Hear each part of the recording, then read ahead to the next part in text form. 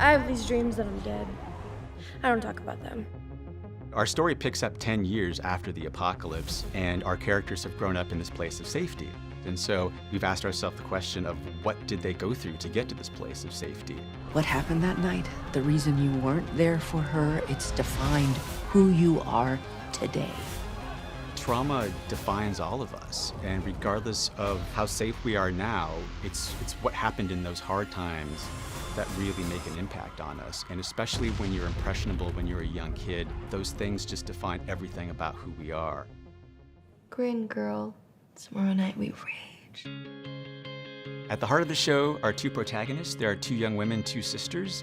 One is named Hope and one is named Iris. They're alike in a lot of ways, but they're also very different. Iris is always putting on that classic class president smile. She will tutor anyone with homework. She will help out with the community garden. However, I think in Iris' situation, it might not always be what she wanted. It's cool you're doing this, kid. Just doing my part. She sees her life as something that should be dedicated to the future. And ultimately, the question will come up with her, is she living for herself? I'm building a better future. Iris, I think you're dreaming you're dead because you are neglecting you. And I think that's something that will be very sort of resonant for all the characters as the series continues. I don't need to listen to this crap. Thank you. Hope, she's a rebel. She likes to get into trouble. And for her, it's really about pushing the limits. And in that way, she's very different from Iris. Whereas Iris really wants to be a leader and to help people, for Hope, it's really about having fun and living for today. And as we'll discover, there are some deeper things going on with her. Hope wants to come off as being a badass, but deep down she has a lot of guilt about when she was a kid. I think Iris wants to be a little bit more like Hope, thinking that Hope is a risk taker, but Hope is just equally as scared. He wasn't asking for help, but we know he might need it. No one else is gonna do it. I froze that night, but I'm not freezing anymore. And this is Iris' shot to prove to herself that she can take risks and she can be carefree. When we get there, we'll be different.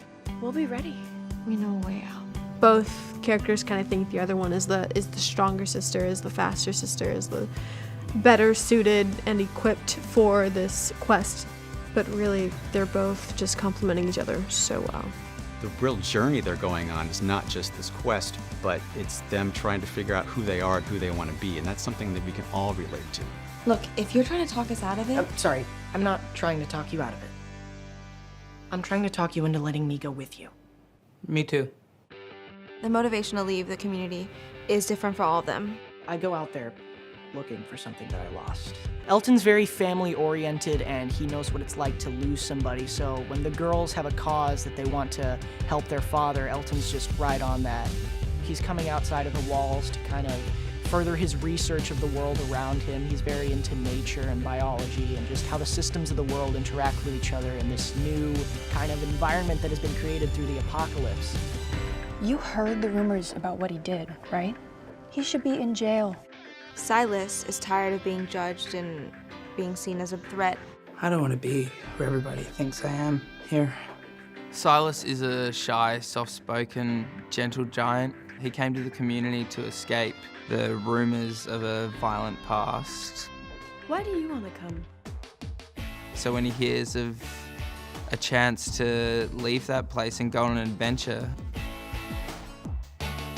even though that's a post-apocalyptic world with zombies out there, that's actually better than his current situation.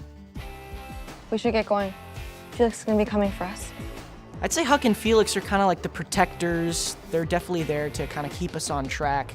Felix knew their dad and made a promise to him to keep Iris and Hope safe. He told us not to say anything to keep you safe. We don't know if he's in trouble. The girls and the dad are very much so his chosen family. These are the people that took care of him when he had no one else. And I think because of that, he feels like he owes his entire life to them. Huck is such a badass. Hope looks up a lot to Huck. She kind of idolizes her, and I think she really wants to be like her. People turn. It's just the odds. It ain't, it is what it is. I think it is what we're gonna make it. Huck wants Hope to find the light in her own way so that it makes sense to her. Huck will go above and beyond to make sure she has her chance at growing up.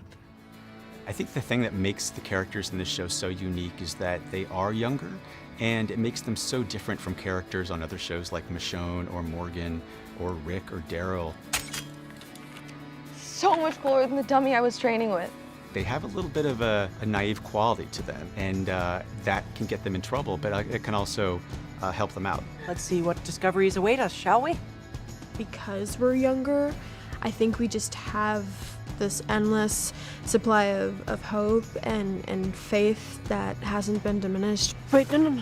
I'll do it. I brought us out here. Sure? Because I can do it. I know. There's a sense of innocence to this show and these characters, especially as it kicks off. And, I think we all kind of yearn for those simpler times. But I think the thing that people are going to find with this show and these characters is that there's inspiration in it. Like, these kids aren't going to let anything bring them down. And, that's something with these characters I just admire.